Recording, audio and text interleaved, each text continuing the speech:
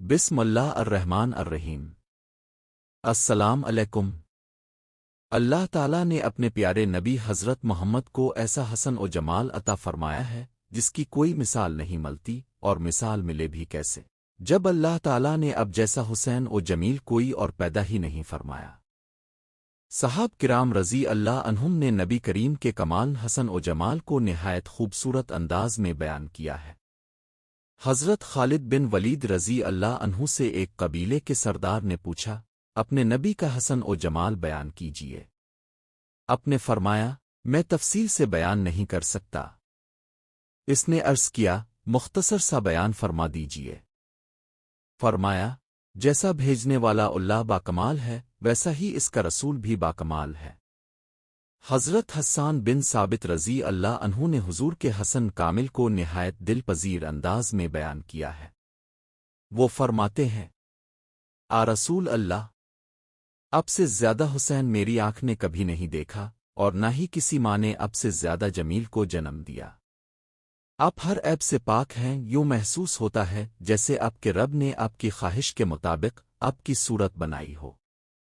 حضرت جابر بن سمرہ رضی اللہ عنہ بیان کرتے ہیں، میں نے ایک مرتبہ نبی اکرم کو سرخ جوڑا پہنے چاندنی رات میں دیکھا۔ کبھی میں چاند کو دیکھتا اور کبھی آپ کے چہر انور کی طرف نگاہ اٹھاتا۔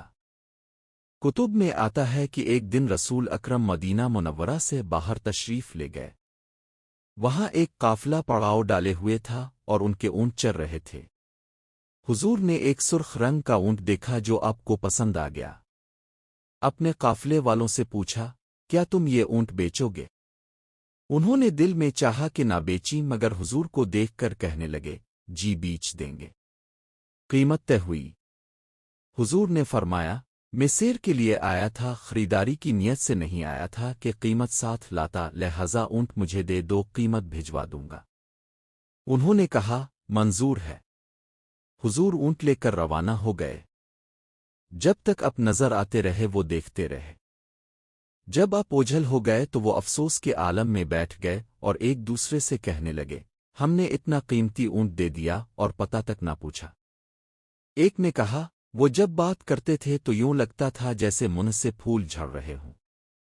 دوسرے نے کہا، میں تو بس ان کی آنکھوں کو دیکھتا رہ گیا۔ تیسرے نے کہا، میں ان کی مسکراہٹ میں کھو گیا۔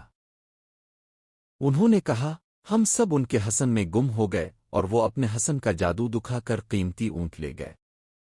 امام زرکانی رحمہ اللہ لکھتے ہیں کہ جب یہ بات کہی گئی تو قافلے کے سردار کی بیوی جو خاموش بیٹھی تھی خیمے کا پردہ ہٹا کر بولی، خبردار، ان کے خلاف کوئی بات نہ کرنا۔ اگر وہ قیمت ادا نہ کریں تو مجھ سے لے لینا، میں ضمانت دیتی ہوں۔ لوگوں نے پوچھا، کیا تم انہیں جانتی ہو؟ کہا، اللہ کی قسم میں بھی نہیں جانتی۔ کہا، پھر ضمانت کیسے دے رہی ہو؟ اس نے کہا، میں نے خیمے کی اوٹ سے ان کا چہرہ دیکھا تھا، اور جس کا چہرہ اتنا خوبصورت ہو وہ جھوٹ نہیں بول سکتا۔ اسی دوران حضور کے غلام تشریف لائے اور کہا، وہ لوگ کون ہیں جن سے ہمارے آقا نے اونٹ خریدا تھا؟ انہوں نے کہا، ہم ہیں۔ انہوں نے کہا، یہ کھجوریں حضور نے تمہاری مہمان نوازی کے لیے بھیجی ہیں، اور یہ تمہاری قیمت ہے۔ وہ کہنے لگے، قیمت بعد میں دینا، ہم تو خود بک گئے ہیں، بس یہ بتا دو کہ وہ کہاں رہتے ہیں۔ کہا گیا، سامنے کھجوروں کے جھنڈ کے پاس ان کے خیمے ہیں۔ وہ عورت پکار اٹھی، دیکھا، یہ شخص جتنا صورت میں حسین تھا سیرت میں بھی اتنا ہی حسین نکلا۔ امام زرکانی رحمہ اللہ لکھتے ہیں کہ پھر وہ پورا قافلہ حضور کی خدمت میں حاضر ہوا اور آپ کے دست مبارک پر اسلام قبول کیا۔ اسی طرح ہجرت کے دوران حضور ایک مقام پر ٹھہرے جہاں ایک رسیدہ دیہاتی عورت معبد کا خیمہ تھا۔ اس کے پاس صرف ایک کمزور بکری تھی۔